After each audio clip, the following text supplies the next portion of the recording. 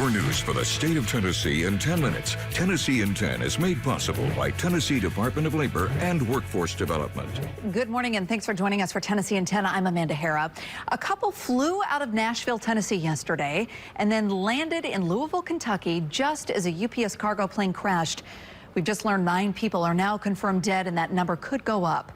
There are 2 flights between Nashville and Louisville every day. 2 passengers were on board one of them and landed minutes before the crash. They say they looked out the window and saw that giant plume of smoke. We were coming from Nashville, had a short layover, what was supposed to be a short layover in Louisville, and got the plane real quick, looked out the window, saw the smoke, and had a good feeling we weren't getting back on anytime soon. Well, this morning's flight between Louisville and Nashville is scheduled to arrive on time.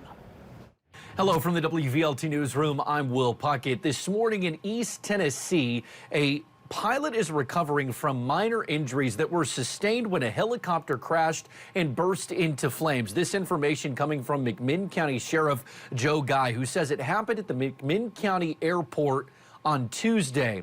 Guy says the pilot was the only person on board. Again, that helicopter crashed and exploded when it burst into flames, when it crashed at the McMinn County Airport, according to Sheriff Joe Guy. First Alert meteorologist Stefano DiPietro tracking a couple different waves of big changes in the forecast. And that First Alert forecast, we're always looking ahead to the next big change, and that's why we have multiple First Alert weather days coming your way. Friday, Monday and Tuesday. Severe threat Friday, Arctic blast is coming for next week. That severe threat for Friday is the highest through parts of Middle Tennessee. 2 out of 5 on that scale, but most of the state is actually outlooked for severe weather. This would be very late Friday afternoon, but mostly into Friday evening. The main concern, gusty winds with any thunderstorm, though a tornado threat not being ruled out for now. We're dry the rest of today, all the way through tomorrow with good sunshine. Pretty mild as well, by the way, with temperatures that should be in the 60s and 70s. Cloud cover quick to increase on Friday morning. Many of us dry through the afternoon.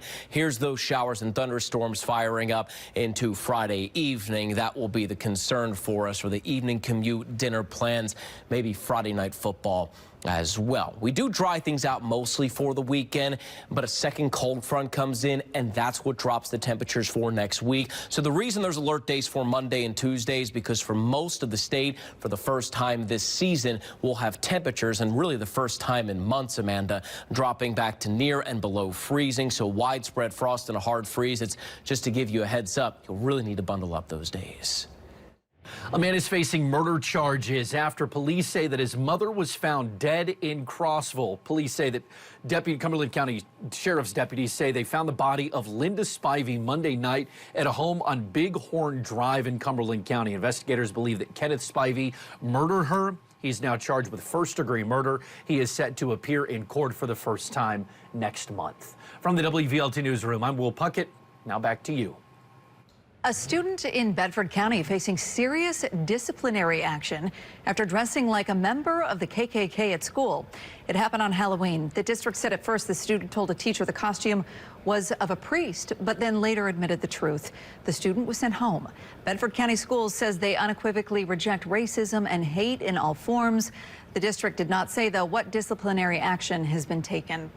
This morning, several food banks across Tennessee are waiting to hear just how much relief is coming their way. Governor Bill Lee announced $5 million in emergency food bank funding to help with increased demand.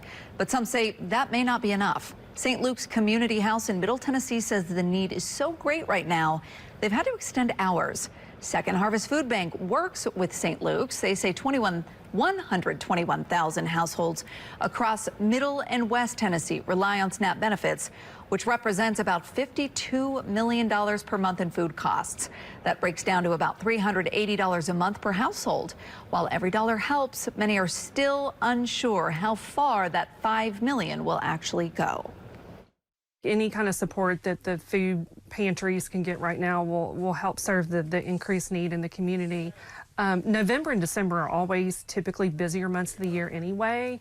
And so, especially this year, with the uncertainty around the SNAP benefits. Second Harvest says they're expecting a letter from the governor's office next week to explain how much of that $5 million they'll receive. Hundreds of students, faculty, and staff are expected to rally outside of Vanderbilt University today. They're calling on the school to reject President Trump's offer for priority funding.